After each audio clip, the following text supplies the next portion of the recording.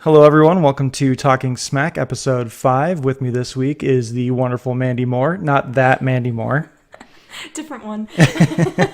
Thank you for being on the show this week. Thank you for inviting me. And we have a fun topic. We're going back to video games. We're going to do our top 5 Desert Island. Mandii has presented me with an interesting query that I have to ponder while we go through our news fairly quickly here. So the first thing we're going to talk about is Godzilla King of Monsters is wrapped production, but it's not due out until March of 2019. Oh, it's killing me. One of my good friends actually is a huge Godzilla fan, so he won't ever let me not hear about everything Godzilla. So the fact that Sounds like a good friend to me. Yeah, right? He goes to the Godzilla cons every year, and he actually got to meet like one of the creators, and Oh, cool. He's a huge fanboy for it. But yeah, it's all the good movies always get pushed back. Well, this one's probably like 60% post-production anyway, because you've got giant monsters. There's rumors that it's going to be not just Mothra or King Ghidorah, but there are also rumors that they're throwing in Rodan in there as well. You gotta create a like Marvel Cinematic Universe, but for kaiju. It seems like they're throwing all their monsters in one movie, though, and that has me a little concerned. Oh, okay, so Spider-Man 3. Yeah, or Amazing Spider-Man 2. Oh, God. That's Which, a whole other podcast. Yeah, well, we're getting into that in a little bit here. Not necessarily those movies in particular, but the Sony people. But yeah, it's kind of exciting. Immediately after that, we also have Godzilla versus King Kong. I forget exactly what that's going to be called. But I'm excited for this kaiju genre that's really kind of budding out since Pacific Rim came out. I am too. Pacific Rim, I loved. I'm not the biggest kaiju person, but I've always been around like anime, Japanese culture, growing up with that. So I always remember in Japanese class when we had a slow day, our teacher would throw up the old classic black and white Godzilla movies in Japanese, so no subtitles, nothing. So I love those for the cheesiness factor and everything on it. And then I remember my dad loved the what was it? The 1998, 99? Oh, Godzilla? no. Oh, God. That's when I you love just... my dad, but... You keep him at arm's length and you just go, I don't know this man. Yeah, pretty much. So we watched that all the time, and I just remember being like, this sucks. Like, I want something good. So that's kind of something I'm really happy about is, I guess these genres you don't really see anymore are kind of getting, their dues finally. Good or bad, or at least they're kind of dipping their toes in the water and seeing how it goes. Yeah, the nostalgia stuff is really is coming back in a strong way. Like, you've got Power Rangers coming back. The movie was fine. I think it was better than average, but we'll see what actually happens if they get a sequel. Yeah, for sure. But that definitely falls into the kaiju. You've got giant monsters fighting giant robots, so that's the important thing. The nostalgia stuff is here to stay for at least another probably 10 years until our generation gets a little too old and they go for the younger generation, easily. The millennials. I don't consider myself a millennial. I'm in my early to mid 30s, and I every time someone lumps me in with the millennials, and I'm like, I'm what is it? What was it, Gen Y or Gen Pepsi? One of those? Gen Pepsi. Well, I think a lot of the problem is they technically haven't done the cutoff time yet. But if you actually look at it, it's millennials, and then there's what are they called? They're called like centennials or something like that. That's the younger gen. But instead of calling them that, they're just calling them all millennials. So everybody in their mid-30s to like 8 are technically a millennial right now, which it's a little... They need their cutoff point. That's fairly wide-ranging. Yeah, exactly. It's just, okay, cool, because you have all these generations that... Yeah, maybe 20 years and they cut it off and they all have names, but apparently a millennial is everybody born 30 years ago till the next 50 years, apparently. Pretty much. Moving on, speaking of things that happened 50 years later, Avatar 2 has begun production. Yeah, 50 years. I mean, talk about striking when the iron's not hot anymore. Yeah. Well, it reminds me of, like, just thinking back on video game topics, just Minecraft, just after, or Five Nights at Freddy's on that matter, of like, okay, cool, that was cool about 4 years ago, 4 years ago, and now you're just now seeing all this merchandise and all these, like, big plans and all. Yeah, no, Avatar, it was cool. when it came out, I wasn't the biggest fan. I'm a grump when it comes to most things, to be fair. It was cool. It was like the first 3D movie I really saw. And the 3D was pretty impressive, especially since it being early age of the new technology they're doing. Yeah, they got rid of the red and blue not the glasses old, like, with Jaws cardboard. 3D. Yeah, it was the like cool sunglasses, hipster 3D. The hipster 3D. Yeah, no, I just and how many? They're going up to 5. Yeah. Wow. Okay. I want to know where he thinks the story can go. I feel like they told a pretty concise story in Avatar. Yeah. I mean, they also ruined another franchise by taking the name Avatar. Yeah. Right. Well, I mean, M. Night Shyamalan Shyamalama Ding Dong had a little help in that too, but. Yeah. Well, I mean, they couldn't even call Aang the Avatar. They had to change it to the Avatar because they didn't want to sound too much like Avatar. Yeah. So James Cameron gets a big middle finger from me for that one. But he also gets maybe some redemption because he's making Terminator 6. That's actually Terminator 3. Well, he's not making it. He's producing it, and it's being directed by Deadpool director. Oh, dang, I forgot his name. Tim something. It doesn't matter. He made Deadpool. That's the important part. Yeah, that's all he'll be known for. Yeah, and basically they're bringing back Linda Hamilton, who played the original Sarah Connor. Obviously, Arnold's coming back, and they're going to embrace his age. I don't know exactly how they're doing that. No one does, obviously. Right. They also have the people who did the Sarah Connor Chronicles working on the script. Oh. So it's kind of cool that they're having like the people who made good Terminator things working on this instead of just having random people like, I have a script, it could work as a Terminator movie. To be fair, it's about time though. I'm so tired of movies getting sequels or anything, TV shows, and they just bring on people who don't know what they're doing. And again, like, you know, everybody can be a rookie and have like a big breakthrough, but when you have a formula that works, like a team that knows what they're doing and they get the lore and they understand the characters, why not bring them back? It'd be too easy, I guess. Well, in the case of these people, they're the ones who basically created the lore. It's not just like they know it. They created it. James Cameron essentially sold the rights to the first Terminator so he could make it, and then he made the sequel. And then he was like, I've told my stories, I'm done. And then they just drove the series into the ground. Yeah, pretty much. And he's just like, I'm going to go make Titanic and take a 10-year sabbatical until I make Avatar. Right. And then this news makes me a little sad. There's going to be a Teen Titans Go feature movie coming in 2018. This is going to be a theme in the next couple of things we talk about. One, that seems really quick. So obviously this has been in the works for a while.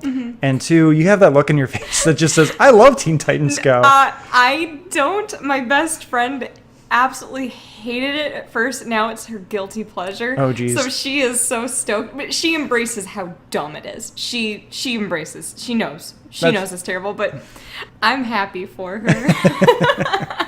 I just have a hatred in my gut for this show because it's basically what killed Young Justice. And I love that show. That show is so good. I'm super happy about new season finally popping up. Unfortunately, it's on a new streaming service published by DC. Yeah. So another thing that you have to subscribe to. And Marvel's doing that too now, where they're doing their own little streaming service, I'm pretty sure. Disney is. Oh, Disney, that's what it is. And they're going to have some Marvel stuff on there. I think they've confirmed that it'll have Disney and Marvel as well, yeah. Yeah, and it's just... Or Disney and Marvel and Star Wars. Yeah, and it's just, my money. I'm already throwing all my money at video games and comic books and, like, the 2 movies I can afford to see a year because, God forbid, I come up with $50 for a box of popcorn. But now all these streaming services of shit I need to watch now. Yeah, I do think the streaming thing will eventually self-correct just because people are going to start picking and choosing. I think CBS is already starting to kind of regret their streaming service because... having Star Trek and I assume the entire back catalog of The Big Bang Theory is not enough to get people to subscribe to your service. I hope so. I'm really, well, it was kind of like the whole fiasco with cable a few years back where people are like, man, it'd be great if I could just buy like 15, 20 channels that I love instead of buying a package of 10,000 channels and only watching 3.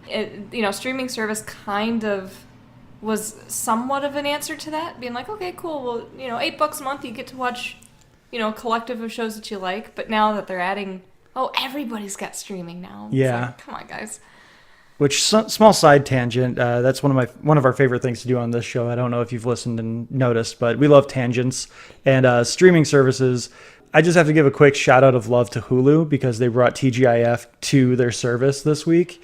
That's awesome. And after 24 years, I finally got to see the series finale to Perfect Strangers. I saw that today. You seemed very happy. That's like my biggest childhood regret. My family went on vacation to the Wisconsin Dells, and my mom's friend came along with us, and she just says, "Let's go see the Tommy Bartlett show." And I'm like, I'm staying here in the hotel room because I have to watch the Perfect Strangers finale. Yeah, there you go. And they make me go, and the Tommy Bartlett show is sold out. So I don't even get to see the Tommy Bartlett show, whatever the hell that actually is. Yeah.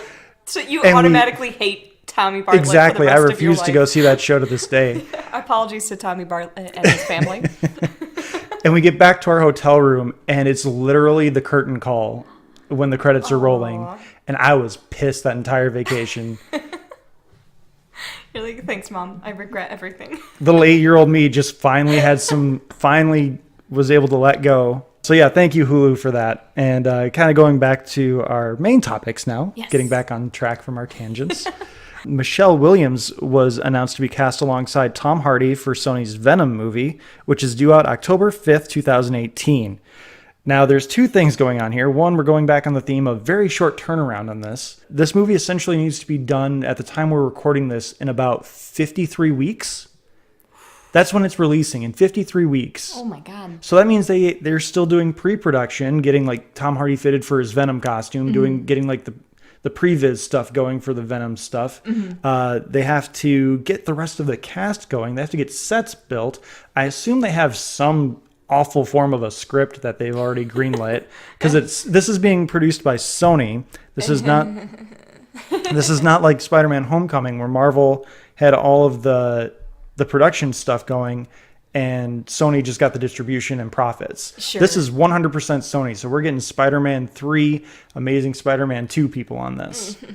See, okay, I'm a grump. I'm cynical, but oh God, I still want this to be good. I like the idea of Tom Hardy playing Venom.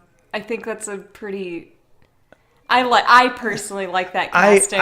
I won't knock it. But, it's a fine choice. It's just but one. It's Sony. Yeah, it's Sony. It's not connected to the Spider-Man Homecoming universe.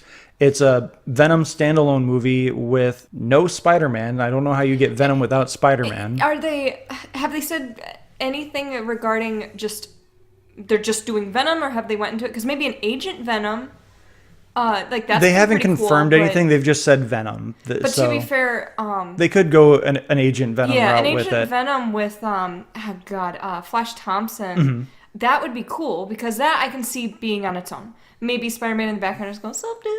Yeah, whip, whip, whip. But like, if you're doing an Eddie Brock Venom, then yeah, no way in hell is that going to work whatsoever without Peter in the mix at all. And I've heard that this is all completely speculative. I've heard that they're aiming for an R rating with this as well because I believe they want to bring in Carnage. I mean, he's a mass murderer, so obviously you need to be a little visceral with it.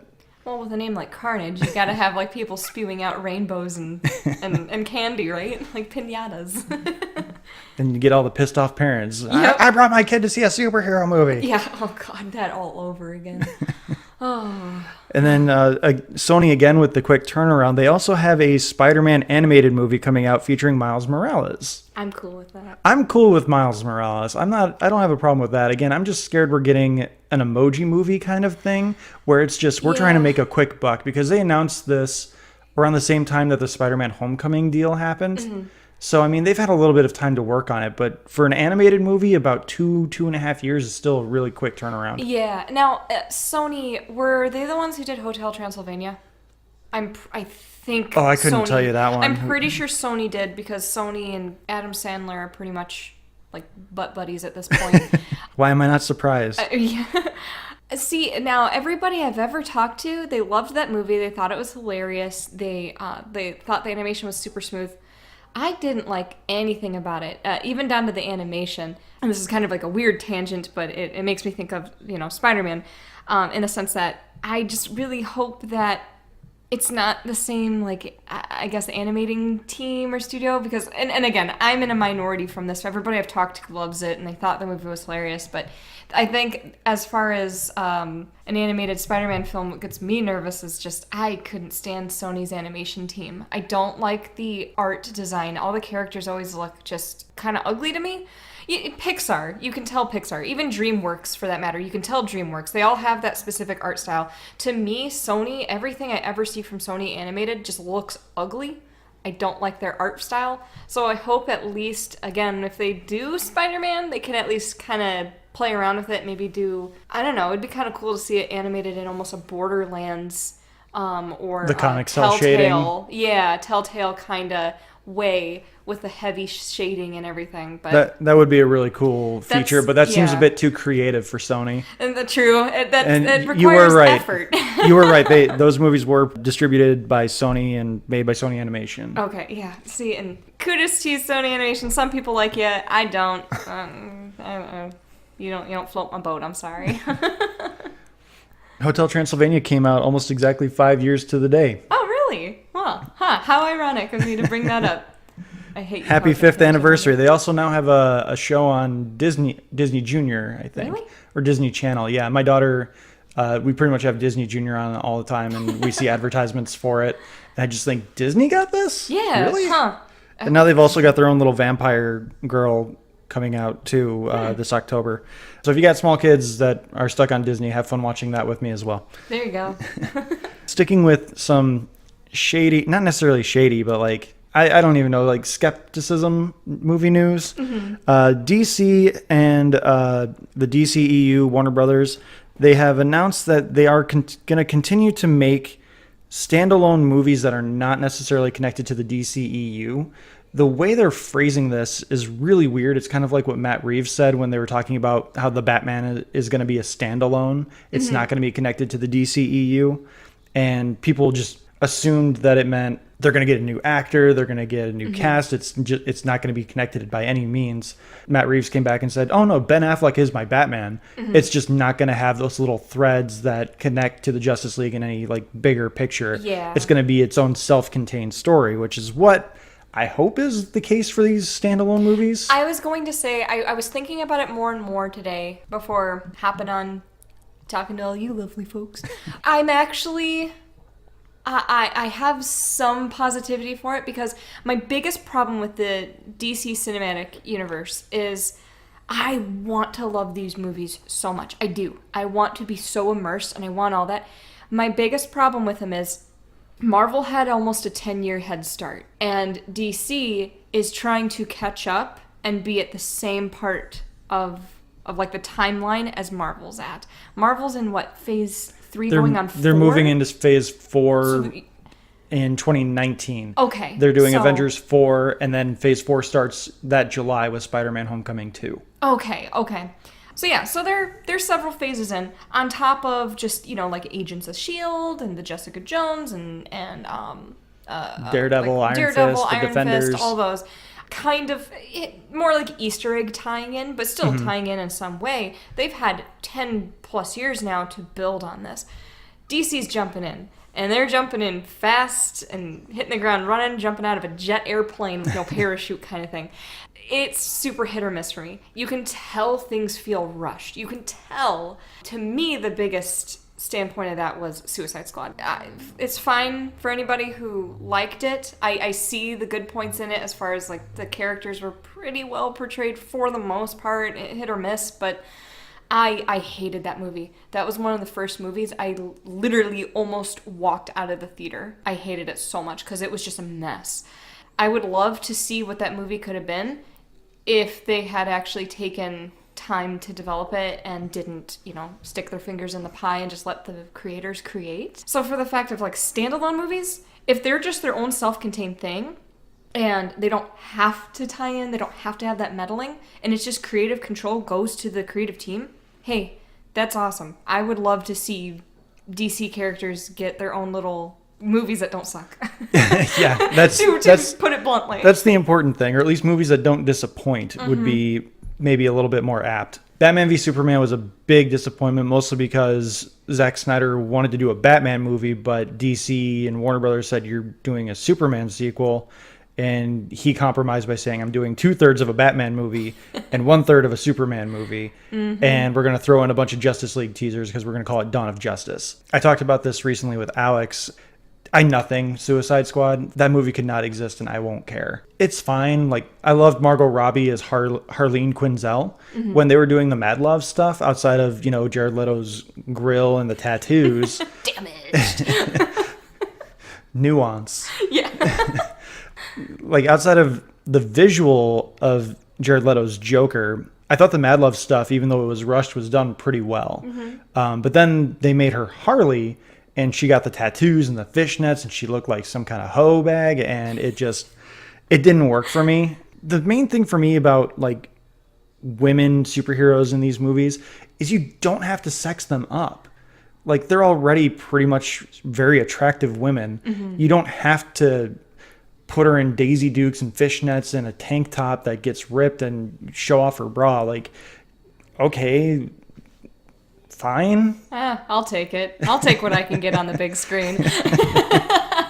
No, well, I think what it comes down to is just most of 99.9999% of female superheroes already are just sexy on the comic book itself, like on the pages, and then you cast these beautiful women. Like, you could put them in the most ridiculous looking spandex and my god, they'd be beautiful and just fan service for days. And Harley was always more of a with someone like Poison Ivy, it makes sense. Poison Ivy is very sexualized. That's her thing. She seduces people, men and women, to get what she needs and take over the world with plants and shit. But Harley, to me, what made her sexy was her playfulness and her cuteness. Like, and again, like, cute girls can be sexy too, in lingerie or whatever. They don't have to be wearing frou-frou frills and everything. But she was more sexy in the fact that she was adorable and cute, and eventually grew that confidence that, she at least has in the comics now, where she don't need no Joker, psychologically abusing her and stuff, exactly, and trying to kill her and everything. They kind of just took her and went like, oh yeah, we'll make her kind of like a Playboy, kind of thing where she's taunting and teasing and all that. And it's fine, but they overdid it a little bit. Yeah, and again, there are some things that I can forgive, but among other things like the face tattoos and the tattoo in her lower abdominal area that says "Lucky You," like, no, sure. Edgy. Yeah, that sort of stuff just rubbed me the wrong way, and I'm sure there's plenty of people out there that rub them the right way. Yeah, well, hey, that's what DC was going for, I'm sure. But these standalone movies, again, they have a quote here. Our intention certainly moving forward is using the continuity to help make sure nothing is diverging in a way that doesn't make sense. Which right there, we already have issues. Yeah. But there's no insistence upon an overall storyline or interconnectivity in that universe. This is from Diane Nelson, DC Entertainment president. And that's not necessarily a bad thing. I think part of what Age of Ultron suffered from was trying to extend too many threads. What the Avengers movies need to be is the event that was building up from the other movies. It finalizes it. Yeah. It has to be that end chapter and then like a prologue maybe, but yeah, and you can leave it open-ended in the end, like you're saying. But they just diverted too much. Like, instead of spending time with Ultron, finding out why he's so menacing and why his plan is so unstoppable, we get 5 minutes of pre-Civil War Tony and Cap banter. Yeah. Well, hey, they gotta fight somehow, and they gotta start fighting now, right? That's what the kids want. They want to see the superheroes punching each other. Yeah, they punch for a bit and then they become friends. Yeah, well, just like real friends, right? Every friendship I've ever had. Not in today's society. Every friendship I've ever had has always been like that. Come on, kids. What are you doing? But yeah, I think Aquaman comes out next summer. And I'm excited for Aquaman. If it's a standalone movie where they're not trying too hard to allude to the extended universe, as much as I'm sure some people will hate me referencing this, in Batman Forever, there's a really subtle reference when Dick Grayson is getting ready to just leave Bruce after being dropped off by the cops. he's like, Bruce just asks Dick, are you going to run off to the circus again? I'm sure they're halfway to Metropolis by now. And, if you're not really paying attention, he might as well have just said Cincinnati. Yeah. But yeah. again, he said Metropolis, and, that automatically builds this bigger world. It makes you feel like you're exactly. It makes you feel like you're in the world. I like little things like that, and it never feels as long as it doesn't feel forced. But something like that, just like a one-off, like, hey, dude, yeah, Metropolis. And hey. again, they did that really well in Wonder Woman, where someone from Wayne Enterprises drops off a photograph for Diana. Okay, that's great. And then there's no other mention of the bigger universe out there. And that's fine, because, again, we've already been introduced to that world through Batman v Superman and Suicide Squad. So we know that universe exists and that universe is out there. Exactly. So I guess time will tell. We'll see. Okay, so moving on to our main topic here. The idea is we're individually, not together, just to get that out of the way. I have my half of the island. Yeah, sure. We are stranded on an island, and just for the sake of this discussion, there's a genie that pops out, and he says, I'll give you one wish, and that one wish can't be to leave this island. And so we're both going to say, oh, well, then I want entertainment. I want a video game system that plays these 5 games. Oh, and this is the hardest thing to narrow down. 5. You had an intriguing question of, does this get Wi-Fi? Does this island get Wi-Fi? Yeah. Just because I'm super curious as to what your answer would be, I'm going to give you 6 so you can tell me what your Wi-Fi answer would be. Only one Wi-Fi game, right? Yes. So it's nothing too exciting. I was telling him this is going to be my honorable mention if there's no Wi-Fi for the internet. Overwatch. That has been my biggest... I'm not an online gamer, so no Wi-Fi would be really easy for me. I like single-player stuff. But my God, the amount of time I have wasted of my life in Overwatch is astounding. And, I mean, if I'm stuck with only 5 games for the rest of eternity until I dry up on an island, I might as well have one that's kind of just endless and every match is different. Yeah. And there's cute characters there, and I love it. Roadhog for life. When I went to... I haven't played Overwatch yet. I just haven't had the time. When I went to C2E2, I saw probably 7 or 8 different cosplayers as the woman who has the bunny emblem.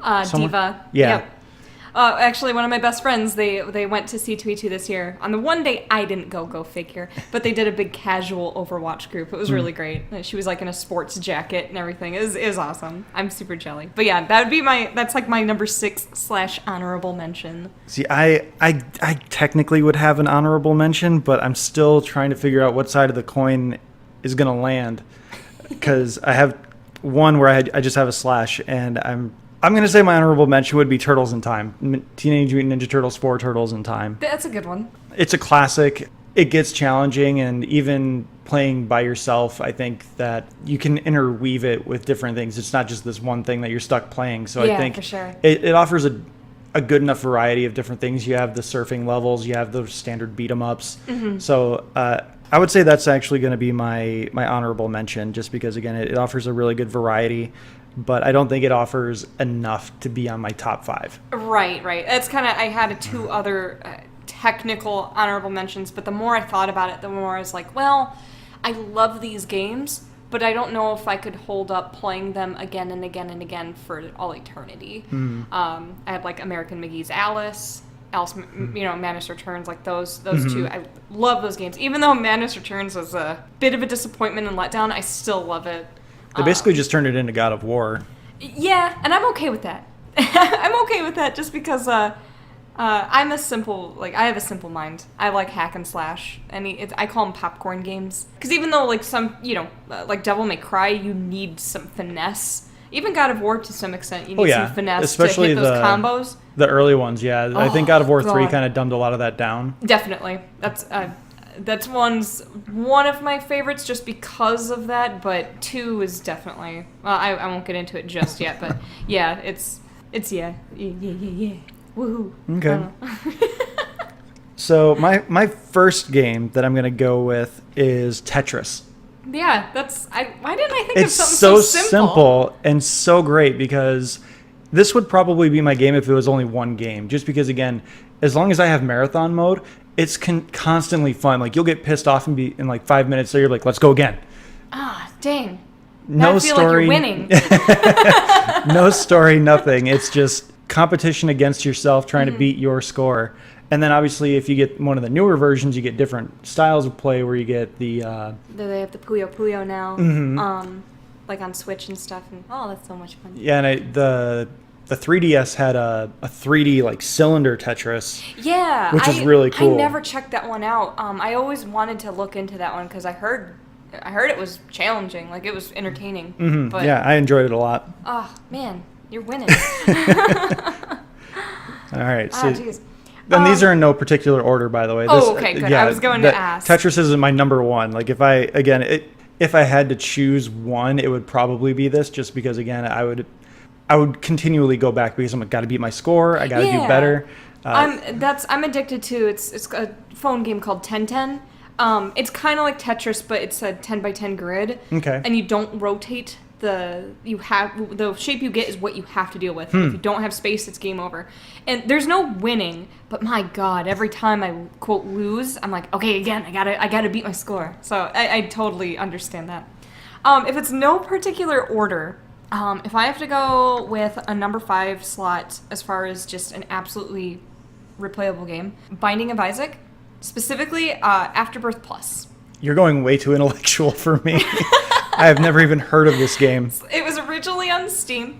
It's pretty much on almost all systems now. The Switch just got, it's called Afterbirth Plus. It's essentially kind of the most complete version out there, at least on systems. That sounds a little disgusting. It's disgusting. I love it.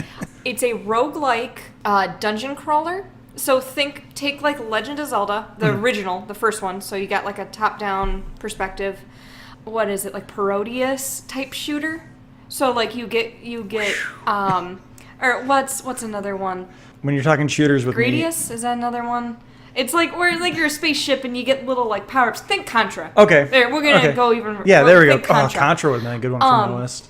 Haha. So it's essentially Legend of Zelda dungeon crawler with Contra-esque power-up system. So you can power down, all the powers stack in some way. You shoot your tears, but you're a little boy and your mom's trying to kill you. And you are descending further and further into the basement until you eventually reach, like, basically hell? The one of the final bosses is called Mega Satan, and he's super awesome and really difficult. But I love the game because it's literally endless. You can get any and all combinations. There's different characters that have some perks and some downsides. Like, some characters can fly, but they technically have no hearts, so you cannot refill your hearts. And once they're gone for good unless you get certain power-ups. Every day is a challenge mode. It's a new challenge. They have just a random 30 to 50 challenges in the thing, and they're super freaking hard. I have easily sunk, oh God, like 300 plus hours into that game. Originally when I got it on my Vita, and now that I have it on my Switch, I literally stopped playing Breath of the Wild to pick up Binding of Isaac again. I love that game. It's disgusting. You're shooting your tears at poop, and there's like enemies everywhere, and like one of the levels is literally your mom's uterus. Oh Jesus! It's great. I love this game. I love this game so much. If you can handle gross humor and just grossness in general, it's fantastic. I highly recommend it. Where would you put it on a scale of like Catherine? Did you ever play Catherine? Oh God, a long time ago. I'm trying to remember. Like as far as because Catherine's like just weird. I know it's not necessarily gross, but it's weird. It's definitely it's an American-made game, so it's weird like that rather than the Japanese weird. If that kind of makes sense. Yeah, that makes sense. Because like weird for anime is a whole other category than weird for America. It's honestly not that weird. It's actually I believe the guy who created it used to be a Newgrounds creator. So weird in the sense of Newgrounds, if you ever remember, like, kind of going on that, or Albino Black Sheep back in the day. Like, okay. You know. So it's gross, but it's not the... It's and not what's the worst this one called again? Binding of Isaac. Binding of Isaac. The Afterbirth Plus edition. But Binding of Isaac is the standard game, so... Well, the title definitely makes more sense after telling me about some of the levels. Pretty much, yeah. It's nasty. I love it. I'm looking at my list. I'm just trying to think what would be a good one to reveal here. I know, I'm like marking them off. I did Tetris, so I'm going to stick with the puzzle genre, and I'm going to go Portal 2. Oh, why didn't I? Okay, I'm crossing off one of my games and I'm putting Portal on there. We can't have the same games. Fuck! Dude, why didn't I think of I have a fucking Portal shrine at my house. I didn't even think of Portal. What the hell? I love it. Portal came to me probably last night. I was just sitting there thinking, my list is okay. What would I play? I had Mass Effect 2 on my list for a good while, and then I was just thinking, what else did I play in that time frame? Because basically I was poor as dirt, and I basically had Mass Effect 2 and Portal 2, and I played the crap out of Mass Effect 2, but I love Portal 2 so much more. I'm like legitimately mad at you that I can't steal that answer. I'm so mad. The dialogue, the puzzles, like, again, if you're flipping around in these games, you're going to forget one. Plus, again, you have we don't have, that would have been a good Wi-Fi one for me, because then we could have played together. Yeah, across the Wi-Fi. I could have shouted across the ocean to your other island, like, hey, dude, let's play. But it's so good. GLaDOS is a potato.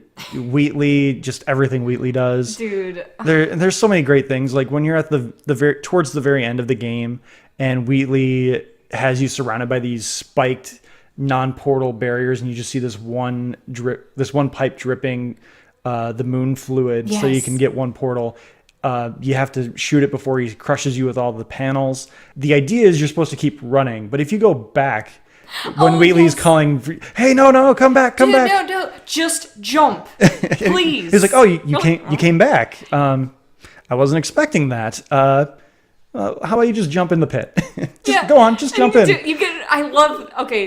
When I did that and I got a little achievement, part. I was like, yes, that's awesome. The achievements are the best part of that game. That's easily, and again, people can argue with me on this, but that is still the game. I have beaten it more times than I can count, easily over 15, 20 times. Like, I fucking love that game.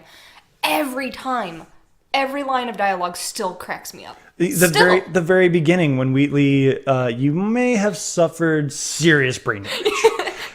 Can you say apple? Go ahead and say apple. Okay, you're jumping. You're jumping. That's fine. Okay. It's so great. And then GLaDOS just being such a snarky bitch. Oh, I love her so much. She's one of my, like I said, I have a Portal shrine at home. I made a GLaDOS plush by hand, and I have it hanging, and I have my Wheatley and all that. Legitimately, too, like that game, at the end, when, spoilers for a whatever-year-old game. Almost 10-year-old game at this point. Yeah, almost 10-year-old game, but spoilers. At the end, when Wheatley's floating around in space at the Space Corps. Oh, the space orb. And for one, I love the Space Corps because he's like, okay, I'm getting kind of bored of space. Nope. It's not as great as I thought. But, like, Wheatley's like, if I could change it, I'd say I'm sorry to her. Mm-hmm. Like, I know I was wrong. I cried. I was like, Wheatley, I'm gonna miss you. Can I jump into space and get you, man? Yeah, if you can find it, the dialogue for the space orb is amazing. Because again, he does get bored with space, and then he just gets jazzed up for it all over again. Yeah, it's great, dude. All the orbs, like Rick the Adventure Orb. Yep. Is he the one that? Mighty fine lady there. Yeah. Like, hey, little lady, looks like you might need some saving. Oh, look out for that! Look out for that wall there. Oh, that was close. They got you back, man. So many, and then you have the one. Is the one that's telling you how to make the cake? Is that Portal 1 or Portal 2? Oh God, that's Portal 1. It's like, I'm pretty sure it's just called like the ingredients orb. Or the curiosity orb is probably my favorite out of the 6 that you get introduced to. 7 if you include Wheatley. The curiosity orb is just, what's that? Hey, look at that. What's that on your legs? I liked the one, I can't remember. It was just the one that spewed facts, but all the facts were incorrect. They're like, 1942, Christopher Columbus met aliens and said, yo, what's up? But like, it just spews all the fake facts. I remember after the first time I beat that game, I just went online and just looked up all of the dialogue from all the spheres. And God, there's stuff I catch every time I play that game. Details or just jokes that I never heard in the first place. I love it. And then, oh, what's his name? The Rat Man?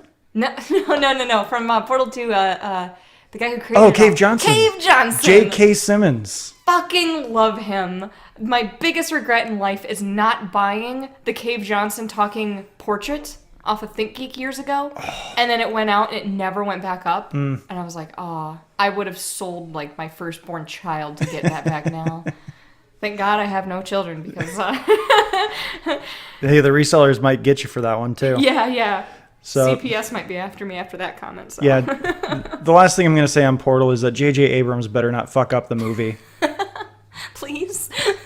He's okay with sci-fi. I mean, Star Trek friends might disagree with me, but I mean, he's okay with it. Maybe. We'll see.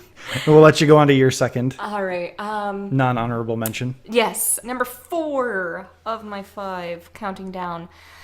I kind of started going off on it earlier, but I held back. God of War. If I can't cheat and do the collection, so it's like God of War 1, 2, 3, and the 2 Vita game or PSP games. I'll allow the collection because I believe you get 2 games on one disc and the third one. So I'll allow the collection. Okay, cool. Collection it is. Because otherwise it was going to be really hard to choose between 2 and 3. 3 is the worst of the 1, 2, and 3. But it's so pretty. But it's gorgeous, and honestly, I've always been a huge Greek mythology buff. My best friend and I, like, we studied that shit in high school. Like, if there could be just a degree to go and study Greek mythology, I'd be there. That mattered, I should say. I'm sure I could do that at any like college nowadays, but it probably wouldn't matter too much. Still be flipping burgers at McDonald's. It was the most satisfying thing, just seeing all the gods and just taking them out. Story-wise, though, 2 to me, a level of detail they hit as far as being a huge Greek mythology buff was 2 just is the one with fantastic. Pandora's box.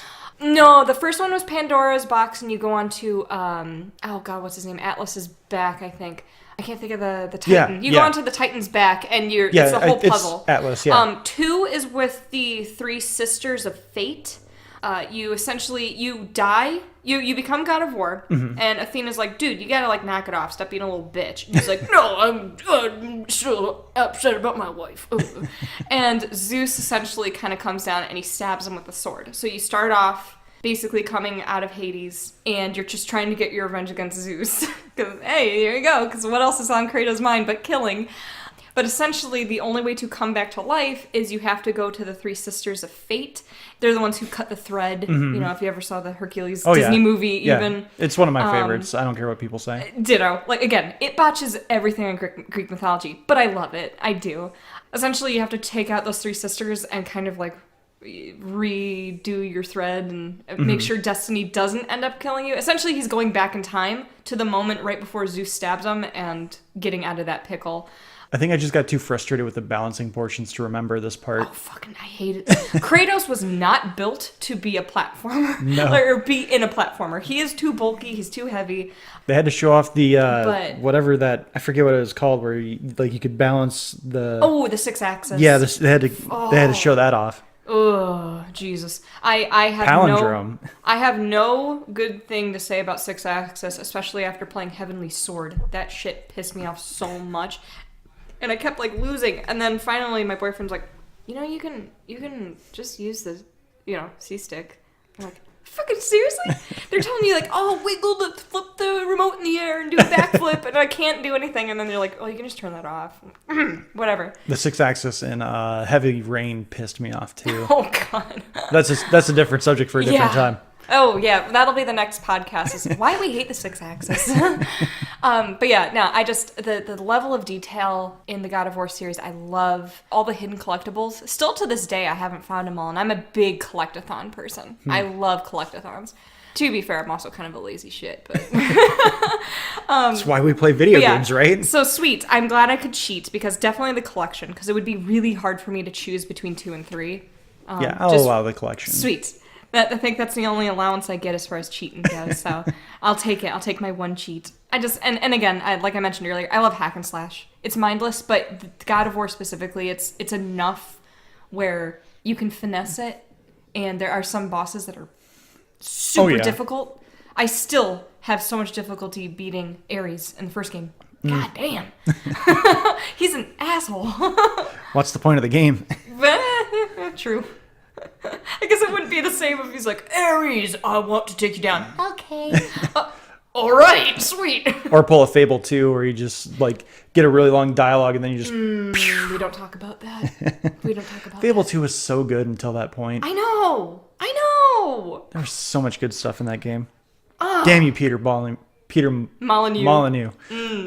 Okay, so my number 3 game, I'm going with the old sitcom adage where you start strong, you kind of go in the middle where you're not as sure on these things, and then you end strong. This one I feel is probably my weakest entry, but I love it. I just have so much nostalgia for this game, and I will never get tired of this game. It is the original Super Mario Kart. Yay, there you go. I despise Mario Kart 64 just because it's not Super Mario Kart. They went Nope. they went too far. I was like, this is not the game I know.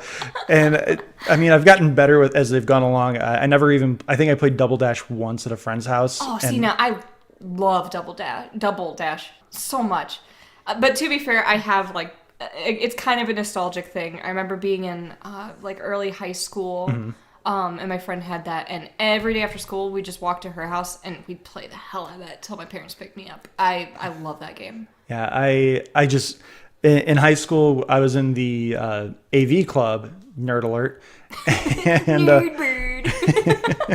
the teacher who was our advisor was like a college Super Mario Kart champion. So he brought in his personal N60 or SNES, and he brought in Mario Kart. Like, this is the only game that ever stays in this system. Nice. This is the only game we will ever play, and we would have monthly tournaments. He would just school us. Nice. Literally, and Figuratively.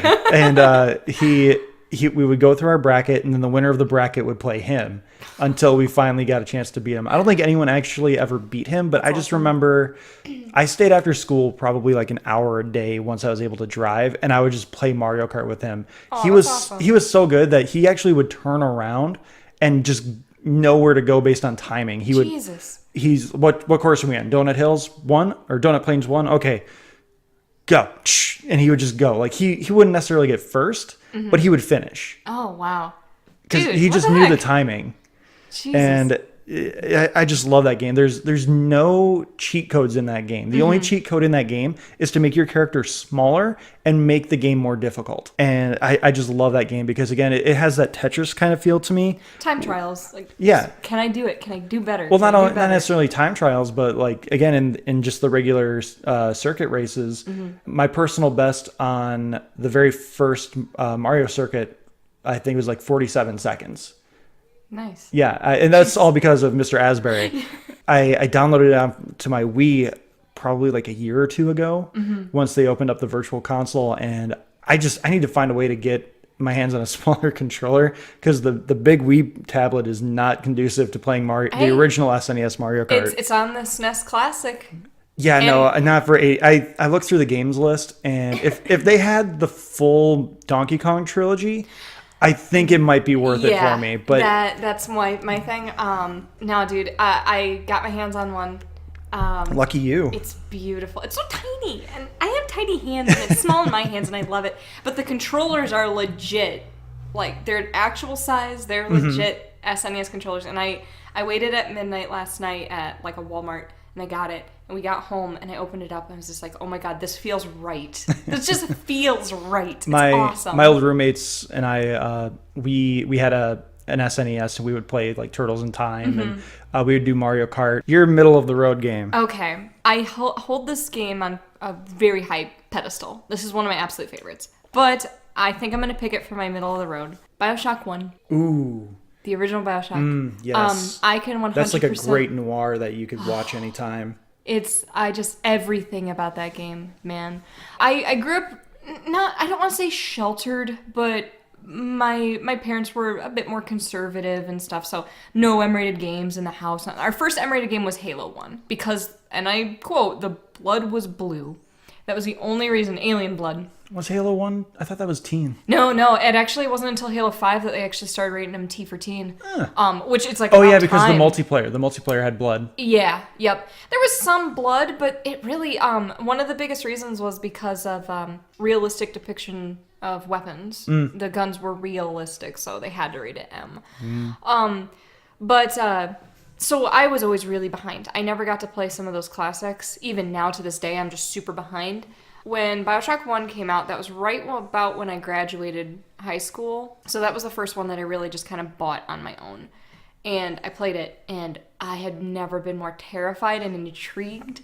It was the most amazing thing. Again, I'm a collectathon person. I can 100% that game every single time I pick it up. I will delete my save files immediately after playing it just to start up again. Nice. I love turning off all the Vita chambers, however you say it, and then just going in with a wrench and on like the hardest difficulty and be like, okay, Big Daddy, I'm ready. I'll take you on. I can play that game endlessly, down to especially the first one, to me, had just wonderful voice acting. Mm-hmm. All of those audio diaries, God, I still get chills on some of them. They're so incredibly scary or sad, and you feel the pain of the people of Rapture. It's kind of like the voice acting is on par with Portal, but it's kind of like the anti-Portal. It sucks you into the world in a completely terrifying way. Yeah. Oh, yeah. Man, the sound cue, everything, the sound cues, the music cues of just when something bad or sad happens and you just hear that violin. Oh, like every time I just get the hairs on the back of my neck stand up, and I love it. One of my favorite video game characters of all time is Tenenbaum, and another one's GLaDOS actually, but yeah, no, I love Tenenbaum. She was that was my biggest disappointment with 2, is that in all the marketing and previews they were pushing her. She was supposed to be like your guide. She was your Atlas in 2. And then the game came out and like chapter 2 starts and she's like, oh, well shit, guess I better get going. Bye. I'm like, oh wait, where are you going? Sinclair was okay, but where are you, my girl? Not only that, but if I'm stranded on a desert island, I'll just throw on that game and listen to all the music. I grew up listening to a lot of that music from like the 1930s and 40s and the 50s and stuff. My dad always had a lot of like cassette tapes and stuff with a lot of older stuff on it. Yeah. And so a lot of that music I grew up listening to. So I could just gladly listen to all the jams in the jukebox, hiding from splicers, and just endlessly. That's great. God, those splicers.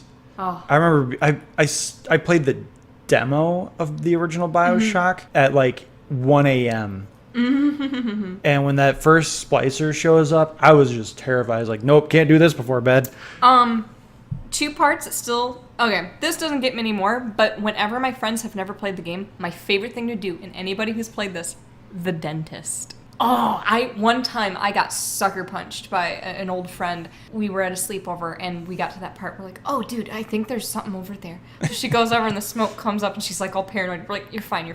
She turns around, scream bloody murder, just starts whacking the guy with and just doesn't stop. And I'm cracking up. And she just sucker punched me right. She's like, you bitch, why didn't you tell me? I'm like, oh, it hurts so bad, but oh, it was worth it. But every time I'm in Fort Frolic and you go into that hidden chamber room and you activate the splicers that are covered in wax, I still have regrets every time I do that, because I'm like, God, this makes the game even more terrifying. Just kind of continuing on the BioShock thread for a second, I really enjoyed, I don't know if you've heard this theory about BioShock Infinite, where when your character dies, you restart in, I forget the guy's name off the top of my head, but you restart each one in his Booker, yes, yeah. in his office. And the idea is, because they're dealing with timelines, is that you're picking up in a new timeline. Like each time you die is the end of that timeline, and you're basically just making it through to the Booker that makes it through to the end. That's it, and honestly too, I mean, if that's not the truth, then it's the closest thing I have, because the whole game basically starts with you leaving your office, essentially. Like, yeah. That's your push. You leave the office.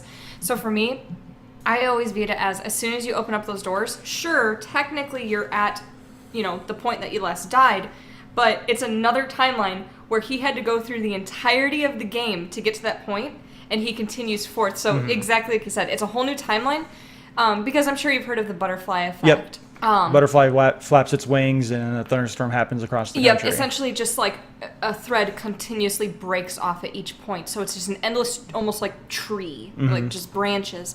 So you have the timeline, and it starts off as Booker, and then Booker dies, and that timeline splits off into, okay, now here's the world with him dead, but then it splits off to, what if he doesn't die? Yep. And then what if he doesn't die? What if he doesn't die? And blah, blah, blah, blah. And it goes off. So BioShock Infinite, and it's funny because a lot of people who like the first game hated Infinite, and a lot of people who loved Infinite hated the first game. I love both almost equally. BioShock 1 definitely takes my pick, but I never had a problem with Infinite. Infinite's a lot of fun. I think a lot of what Infinite had going for it is the Songbird, where the Songbird was very heavily influenced in the marketing. Yeah. But it showed up, and it was almost always a cutscene. There was never anything that it never felt like a threat. Yeah. Like a Big Daddy did. Yeah, exactly. And that was where people were like, "Oh my god, this thing looks like a Big Daddy." Yeah. And really the handymen were more the Big Daddies, but there was like nobody cared about handymen. Yeah. They were dumb. Because they weren't Big Daddies. Yeah. But yeah, an old coworker of mine, we were talking about this timeline theory with Booker, and he just said there should have been an achievement called the one and only if you made it through without dying. Oh, that'd be cool. But again, I don't think they had that much foresight. I think they were just like, we'll just start them in the office and we'll let them do this. Since it's never confirmed, it kind of reminds me of the indoctrination theory from Mass Effect 3. Yeah. And that's still my headcanon. It makes the most sense. Yeah, it's still my headcanon. But they've never come out and gone, yeah, okay, you guys are right. BioShock all the way. That is a very solid pick. Oh, I love that game. And that kind of influences where I'm going to go with my number 2 pick. Again, these are not necessarily in any particular order. I think I'm saving this last one just because I enjoy it so much. So number 2 for me is Halo Reach. Yes! Fucking thank you. Okay, people have like made fun of me so much. I love Reach. Reach is arguably the best Halo game. That's what I'm saying. Hands down. As far as the combat, I loved the combat layouts so much in that game. That last stand, you know how the story ends because it's a prequel. But that last stand, man, I had a frog in my throat. I was like, oh god, this is it. No health bar. Your visor just continues to break. Yeah. That last sequence is amazing. Starting the game is amazing. Playing through the game is amazing because one of my favorite parts of the game is the fact that your character is customized through the cutscenes. So as you're leveling up, you get new armor pieces, and that translates into the game. And that kind of makes the playing through the campaign again like a new experience because you're like, oh man, this cutscene looks amazing because my character looks like this. Yeah. And then you unlock new stuff and you go through it again, like, oh my god, this looks even better. Yes, thank you for picking that. When I worked at GameStop, I was constantly, people wanted to play Halo. They always like shit on Halo Reach. I'm like, have you actually played it? Well, no, but it doesn't have Master Chief. Master Chief doesn't make Halo. Yeah, who cares? Like, play it. And my only downside with that is, the characters are kind of just tokens and stuff. You know, you have your token kind of like bulky guy character, you got your token like funny guy, you got your token lady. In my opinion, Master Chief is kind of a token. He's just token badass. He's just cool. Yeah, he's the guy that gets shit done. He's a male Mary Jane. In the games, anyway. Or Mary Sue, that's what it is. Yeah, Mary Sue. Yeah, Mary Sue. A male Mary Sue. But and then he has Cortana that does all his dialogue. Yeah, I hate much. Cortana, by the way. Oh, yeah? Like, the fact that she became the MacGuffin at the end of the game kind of irked me, but then she didn't really talk. It was just you trying to get her to the Forward Unto Dawn is the big ship. I think at the end of which game? Reach, which is the ship at the beginning of Halo 1. Yeah. Sorry, I was thinking about Cortana, and I didn't play 4 at all. Like, I could not get into it. 4 was very slow. Yeah. It started very strong when you're on the ship that you see Chief on at the end of Halo 3. But then once you get onto the Forerunner planet, it just stops. Yeah. And the story is enough to kind of keep you going, but the gameplay is just so bland that you're like, I've done this before. And where Reach is just always fun to me. Like, you've got this lush green world. It's heartbreaking to watch this world be destroyed. Yeah. Oh yeah. You know the end. You know how it all goes, but you're watching the process, and there's times you forget. You know, you forget that it's not going to end well because you have so much hope, and you're seeing these characters like it's persevere, and they're like, people are dying off, and they're like, dude, you have to do this, you have to save the planet. You're like, yeah, okay, I will. I'll do it for you. Maybe I can. And it's a video game, so you're programmed to think, I have to be able to win. Yeah. And you can't. Yeah. And that's the best part of it is the fact that you continuously play it and you're like, all right, I beat that level, I beat that level, I beat that level, and then you're like, oh man, but we still lost. I love bittersweet endings. It's one reason I'm a big Game of Thrones fan, because I like that bittersweet. I don't like happy endings. I like sad or bittersweet endings because it's just more impactful. I like my happy endings from time to time. Don't get me wrong. No, just something like that where you're in that last rush. And you're just taking out whoever you can, and you feel your heart twisting. Because you're like, well, your palms are sweating. You're like, I know, as soon as I'm down, that's it. Like, the next one's going to take me out. No, the next one's going to take me out. Yep. It's heartbreaking. Because, again, especially going back to your character and just, again, the last stand. You're literally just trying to take out as many of those bastards as you can. Yep. And you know... In the bottom of your stomach, like it's a fruitless effort. Yeah. But you still are just like, I'm gonna get that one. I'm gonna get that one. I'm gonna get that one. And maybe I can do this. Maybe there's an achievement. Oh, maybe I can. Maybe there's a hidden cutscene. It's like, cool, I saved the Earth, and then like all of a sudden you just get like atomic bombed on or something. Like that's how it ends. But at least you killed all the aliens. Yep. And then the other thing that I love about Reach is the fact that it had. I'm not a big multiplayer person. I was pretty decent at the swap mode for online, but if this island has no Wi-Fi, at least it has a horde mode. Yeah. Which they pretty much perfected from Halo ODST. The horde mode was a lot of fun, and it's challenging, but you can also get through it. It's not damn near impossible like Mass Effect Andromeda. Yeah. That horde mode pissed me off. I mean, there's a lot to say about that game in general, but that mode, like, it was a chore getting through on easy. I remember on Mass Effect 3, easy was like, okay, yeah, we can do this. Normal was like, all right, it's a little harder, but yeah, we got through it. And then hard was shit. Oh, my brother's like one of the biggest Halo fans I know. Since the first game. I remember when Halo 5 came out, we hopped online and we were going to play together. And he's like, hey, cool, have you played through the story yet? I'm like, nah, I haven't touched a campaign. He's like, cool, we're going on Legendary. I'm like, oh shit, dude. That was I took like maybe 4 steps forward every time and then just game over. Respawn. And that's one thing I would look forward to as well, being able to play this game by myself, is finally being able to beat a Halo game on Legendary. I don't think I've ever actually done it by myself. I certainly haven't. I got close. We would trudge through on Halo 1 as far as we could get. My best friend and I, when we were like kids, but I never could do it, man. I've never been that talented. All right, well, I suppose my number 2? Okay, so disclaimer. This is very difficult for me to put this as a number 2 rather than a number 1. I stand by this is probably, in my opinion, the best video game ever made. For me. Like, everything I love in a game, this is it. But it's not my favorite one to play over and over and over again. Super Mario World. I was very tempted to put that one on my list. I know it's everybody has it on their top 10 best everything, blah blah blah. But I mean, I stand by that. That was probably my first video game. The nostalgia behind it, I love it. The difficulty, I love it. The secrets, I love it. The music, I love it. The art, everything about that game, infinitely replayable. If it goes to show anything. Before Nintendo still doesn't really have a grasp on the whole transfer your account over thing. But back when the original Wii came out and they had the Virtual Console, I bought that game 3 times because I had to buy it for each Wii. I bought it for my Wii U. I bought it for my 3DS. Once it goes up on Virtual Console for the Switch, I'm buying it again. And I have the SNES Mini now, and I have it on there. God, I love that game. It's just so good. To me, it's the most perfect platformer. People will fight me. Mario 3, okay, sure, whatever. But no, there's a reason this has the word Super Mario World in the title. Like, it's on the Super Nintendo, automatically better than the Nintendo. And it's just more colorful and it's better. And I love it. So I'm not listening to you, la la la la la. Purple Yoshi is the best Yoshi.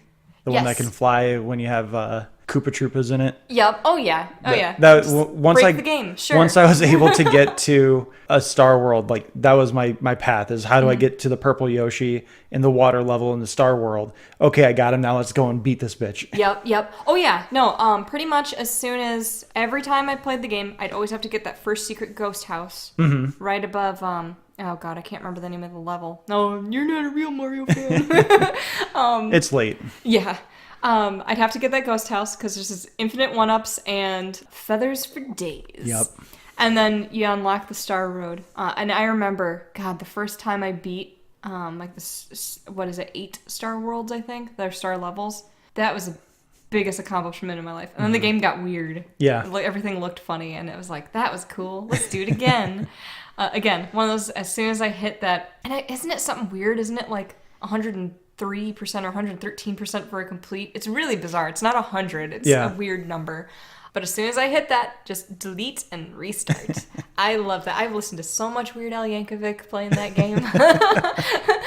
But yeah, that's definitely, it's my number 2 pick because my number 1 pick is very personal to me. Like, this is my favorite game of all time, but Mario World to me is probably the best game ever made. To me. I would say probably Portal 2 was probably my favorite game of all time. But my number 1 is number 1 only because of how goddamn difficult it is. It is damn near impossible to beat in one outing. You have to... I think I made a mistake making this my number 1 without any extra wishes. I'm going to have to learn a better memory just because I'm not going to be able to get to the point in the game where I died without having to restart. So Zombies Ate My Neighbor. There you go. Oh, dude.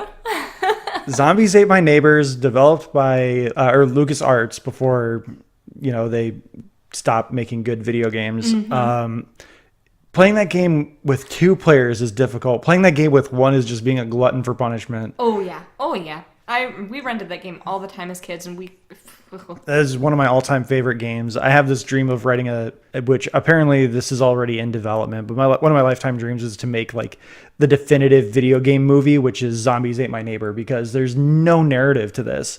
There's a crazy scientist who has somehow made all these classic horror movie monsters come to life, and giant babies as well. It's one of those, there's so many creative liberties you could have. It could be a parody, it could be a tongue-in-cheek comedy, it could be anything you want it to be. Legitimate horror. Yeah, you can have some great moments with it. Edgar Wright would do really well with that. Yes, movie. He would. Okay, Edgar Wright, if you listen to this. Somehow, some way. We'll be sure to put him in one of the tags. Yeah. Hashtag Edgar Wright. Hashtag make this movie. Please make this a thing. Please. This would be great. But yeah, it's just so difficult, which is what I think, however long you can live on this island, you're going to try and beat this game, especially playing solo. It's so darn difficult. One of my favorite videos out there on the internet right now is the Game Grumps playing this game. Yes. It annoys the hell out of me that each video is only like 8 minutes long. Right. This was back in the JonTron days too. I love that so much, especially when he'd get so easily freaked out. So it'd just be so much screaming. I love that. I love their playthroughs so much.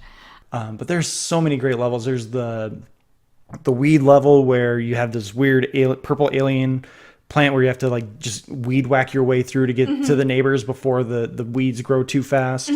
The Frankenstein's castle. There's the pyramids. There's just so many great levels in that game. It's creative and it's endless. And like you said, it's difficult. So like that was one we never owned, but we rented it all the time. And again, we never really got very far over a weekend before we had to drop it off. But you had to write down those codes so you knew where you left off. Jesus, yeah. I know my brother had a straight up like just a notebook full of codes, and I'm pretty sure like 18 pages of that was just from Zombies My Neighbors. This is a long game too. I forget how many levels it was. I'm gonna look that up really quick while you continue to reminisce. Was it like, I'm just shooting this out of my butt, but it was like 50 or 60, or it could have been more. Now you got me thinking about like the Game Grump playthrough. I want to go back and rewatch that. It was so funny. I googled how many levels in Zombies Ate My Neighbors, and Google is failing me right now. Google, what are you doing, man? Or woman, whatever. I don't care. Whatever you want to be. There are 50. Okay. So not as many, but it feels like a lot more because of how often you die. Hard they are, yeah. Like, you can't get through it. There's level 48, the Curse of the Tongue, 48X, which is the boss fight with Dr. Tongue, who is the main antagonist of the game. And then you have a credit level, Monsters Among Us. Nice. There you go. I don't know if you were ever into these movies, but I think one of the reasons why I enjoy Zombies Ate My Neighbors so much was because I loved the Attack of the Killer Tomatoes movies, or at least the first two.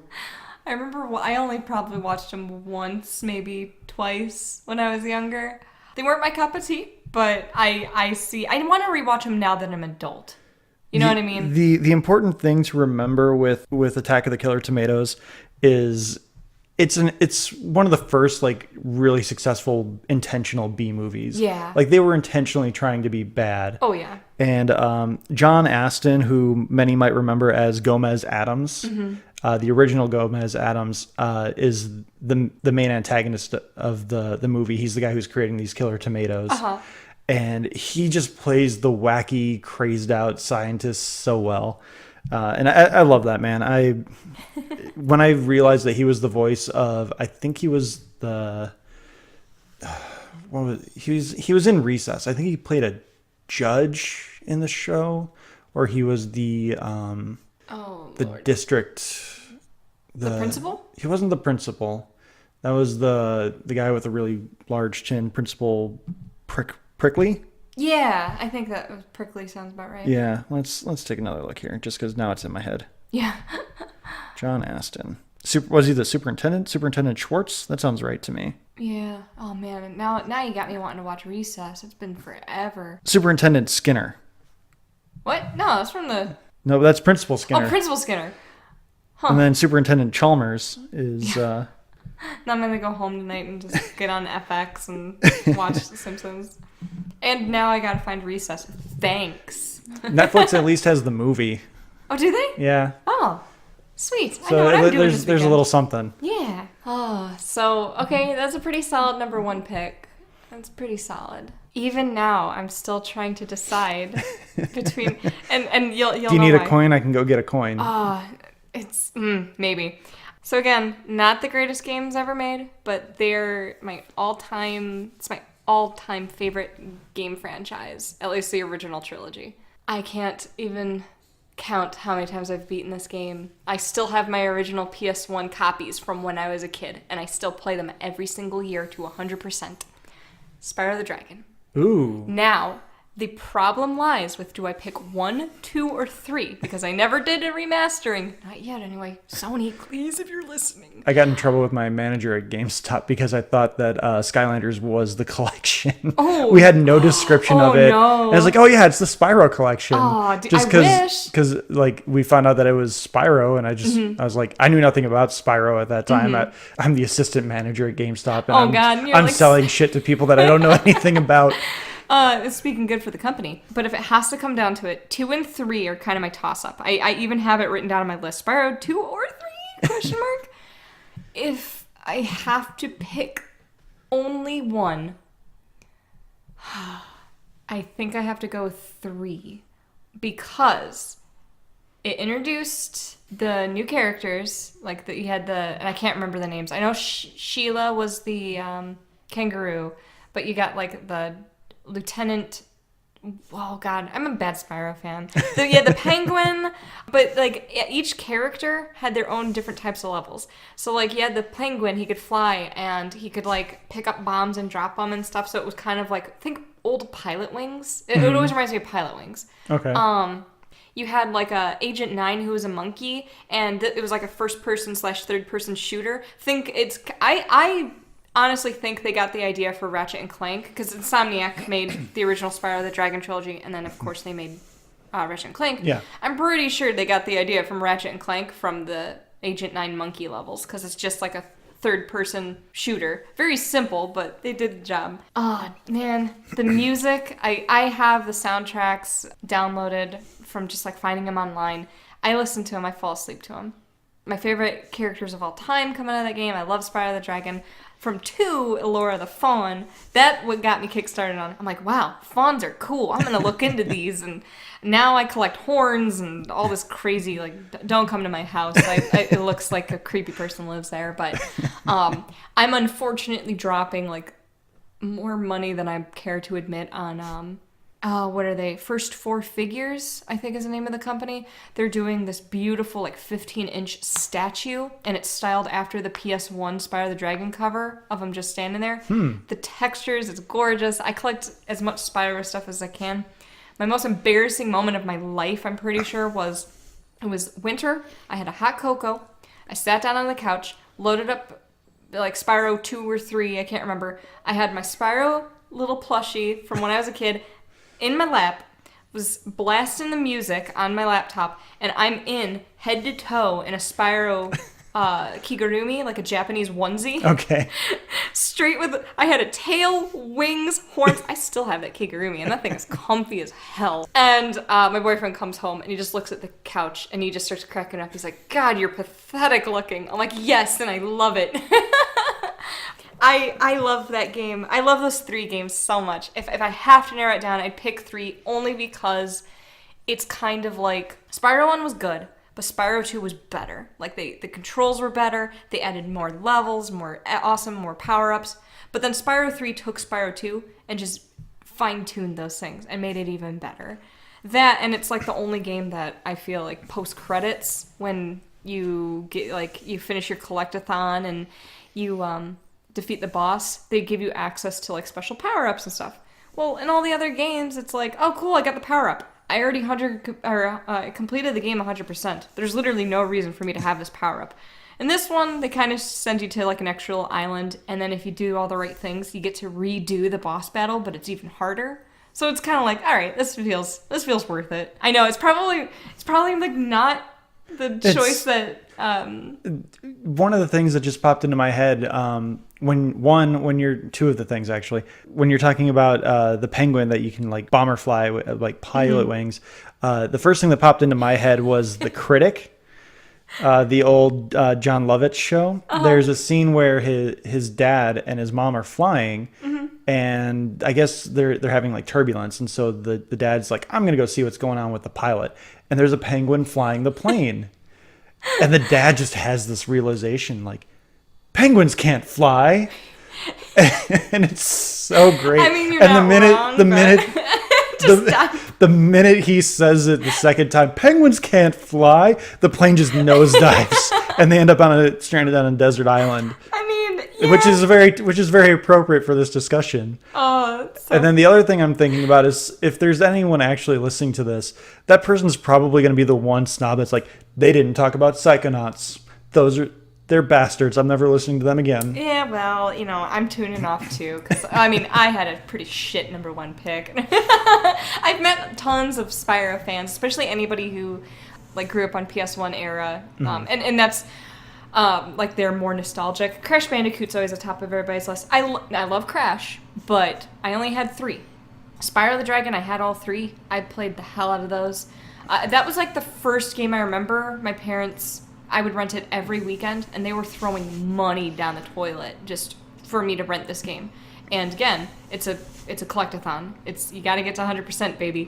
And thank God for the development of memory cards. Oh, I know. Like, thank God. But by the time my parents rented it, like a 6th the time, they were finally like, yeah, we're just gonna buy this for you because we're tired of spending money. And I still have them to this day. I still play them every single year, sometimes multiple times. I love it. And I love to make fun of it. Like, it's got such cheesy voice acting in times, and one of my favorite like internet memes. It's very simple, but it's just, there's anybody who's played Spyro 2 knows this, but there's this pelican, and you're supposed to get into this like trolley and jump a course and collect like little gears, and then you get like a reward for it. Every time you crash, you have to restart. And every time you crash, the pelican goes, trouble with the trolley, eh?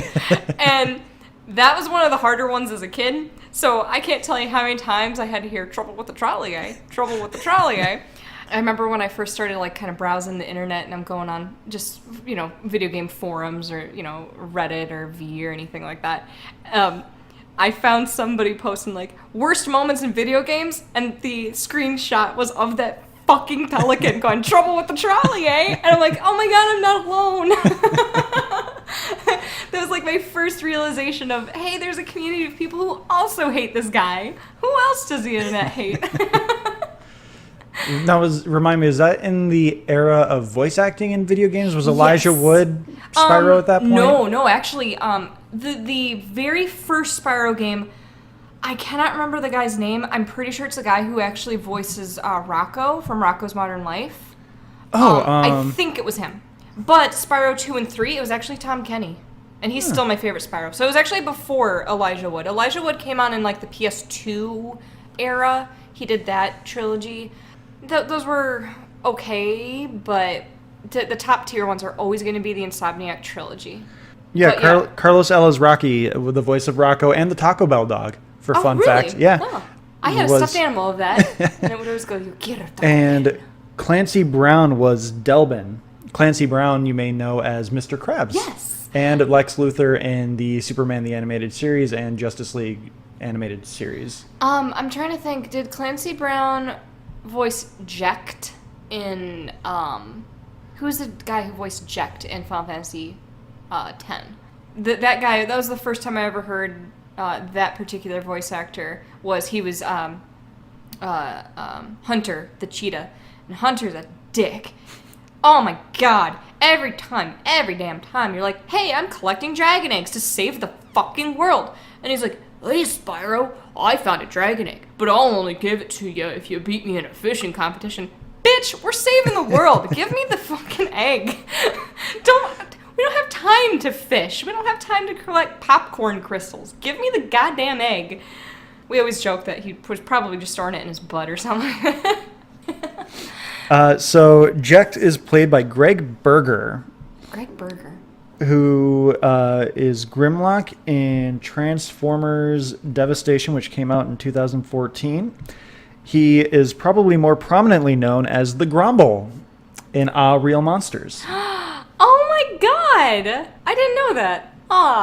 More nostalgia I have to watch when I go. That's why I'm kind of surprised. I didn't even realize, what was his name? Greg Berger? Yeah. I didn't know he was like the, in Real Monsters, so I guess that was probably the first time. The Grumble just spoken grumbles, Yeah. So but, I mean, no one would be able to pick that out of the lineup. True. Maybe now knowing I could probably, but now it's so okay. I take it back. That's the first time I ever heard him. But like now I heard him as the what's his name, Hunter the cheetah. And then when I played Final Fantasy X for the first time, I was like, oh god, I can't take that guy seriously. I can't. All I can hear is a stupid cheetah. Yeah, kind of sticking with the voice actors for a minute. One, Jim Cummings is like my hero. Oh, God, yeah. That guy is in everything and he does everything. I watched the Nostalgia Critics Disney Afternoon special thing that he did it was like a 45-minute episode. Yeah. And he went through the lineup as they came out. So it started with like Gummy Bears, DuckTales. Yeah. And it progressed. Like once it got to Tailspin, Jim Cummings was in Tailspin. He was in Darkwing Duck. He was in Bonkers. He was in Chip and Dale Rescue Rangers. He was like the cornerstone for the Disney Afternoon. He had his hand in every show. Pretty much. I got the chance to meet him at C2E2. Oh. He was late showing up, and this is a great story that I don't care if my daughter never knows who this is.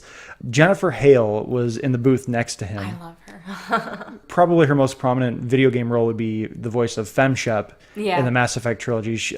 My personal favorite is she was Carol Danvers in Avengers Earth's Mightiest Heroes. Yep. She was in the booth next to Jim Cummings. Again, he was late, so my daughter was asleep in her stroller, and then she wakes up probably about 15 minutes before he shows up, and she just starts getting really squirmy. She doesn't want to eat. She just wants to move. Yeah. And we don't want to get out of line because we don't want to miss Jim Cummings. Yeah. And so out of nowhere, I'm like holding my daughter. She's like squirming in my arms, and all of a sudden Jennifer Hale is walking towards us. And I'm just like, what the hell is happening right now? Like, is Jennifer Hale going to yell at me because my kid is being, awful right now? Right. And she goes, I think she needs to play. And so she's like, tells me to put her down. And she just like starts chasing my kid around in an empty space in the awesome. area between their two lines. And she plays with her for like a good minute, just letting her chase her and run around. I have a really short video of it. Like, I don't care if my daughter never knows that, the current voice of Cinderella chased her around. Oh, that's so cool. But it's like, it melted my heart. And I immediately like tweeted it. I was like, Jennifer Hale's the best person ever.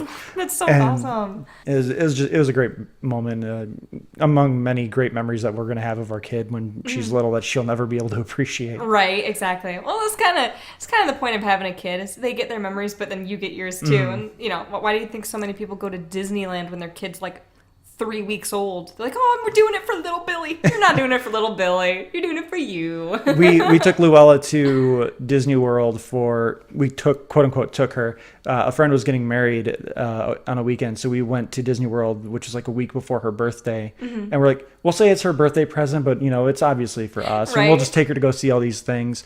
She's not even a year old. We weren't expecting her to really react to anything except maybe Mickey Mouse, because she watched nothing but Mickey Mouse Clubhouse. Right, yep.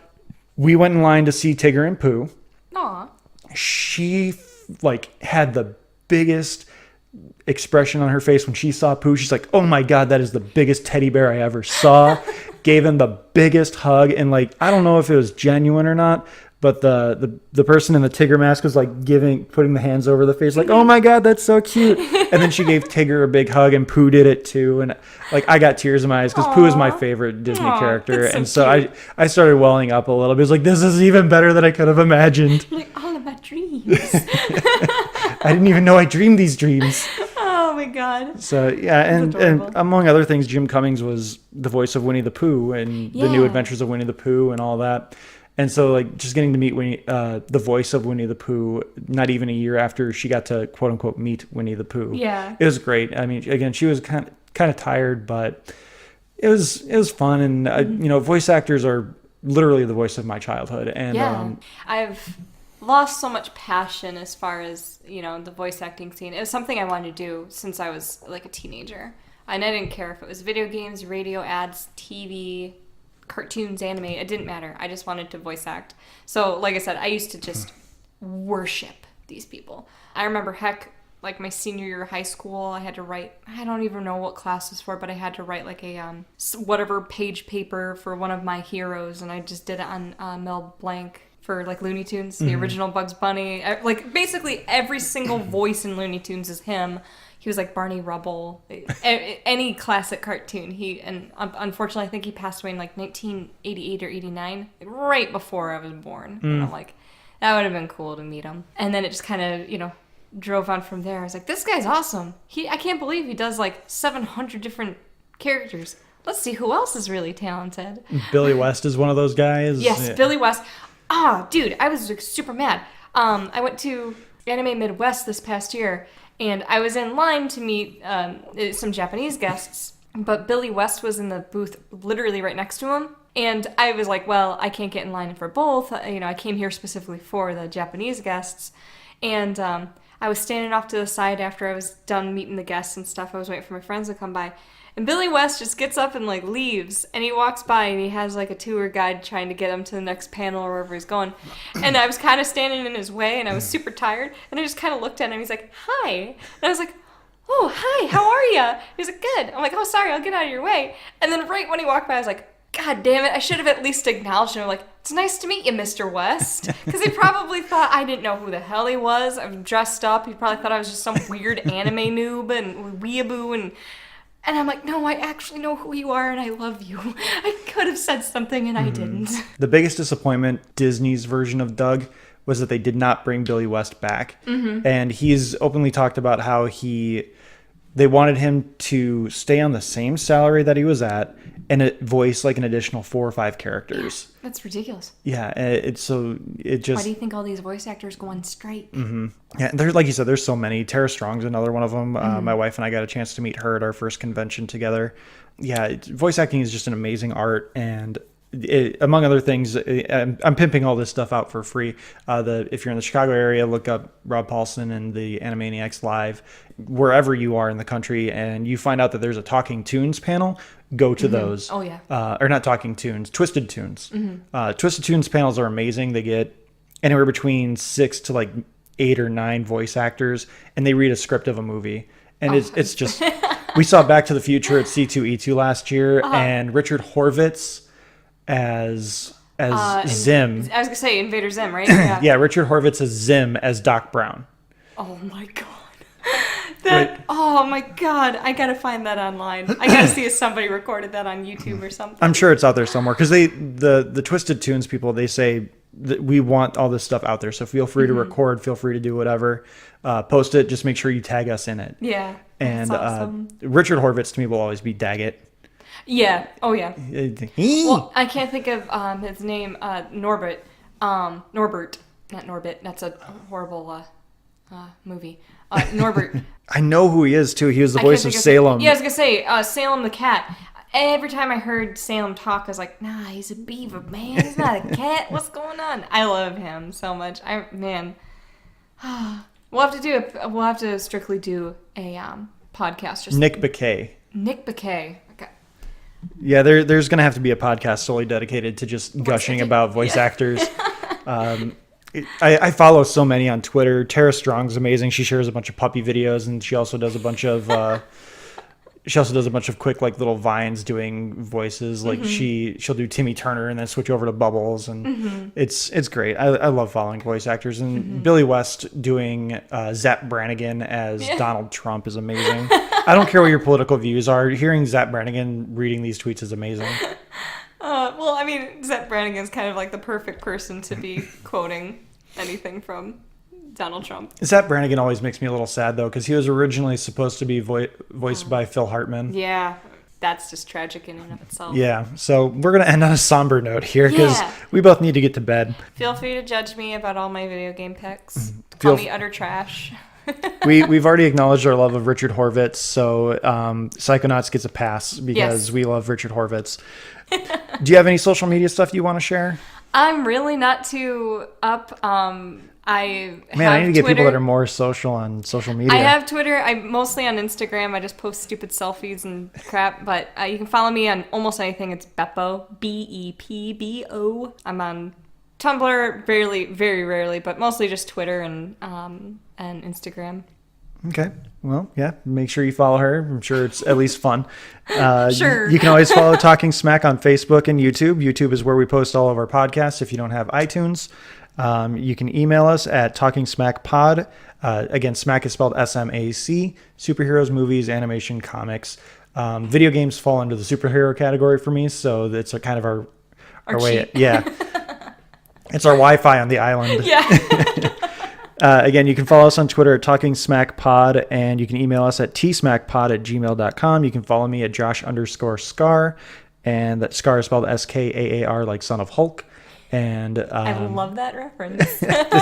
it's my actual last name. Lots of people don't necessarily believe me when I tell them, and that's badass, man. Like, sure, I guess. I get the same thing when people hear I'm Mandii Moore. They're like, "Oh, I loved you in Tangled." I'm like, thanks. Where's my fucking money?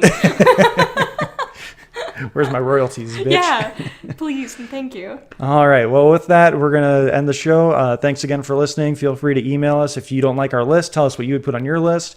Share feedback, whatever. We want to hear from anyone who's listening, just because feedback is going to be a big part of how we direct this show. Thanks again for listening. Thanks again for taking the time. Mandii, thanks again for being here. Yeah, thank you We'll definitely have you back on. Definitely. And with that, cue the theme music.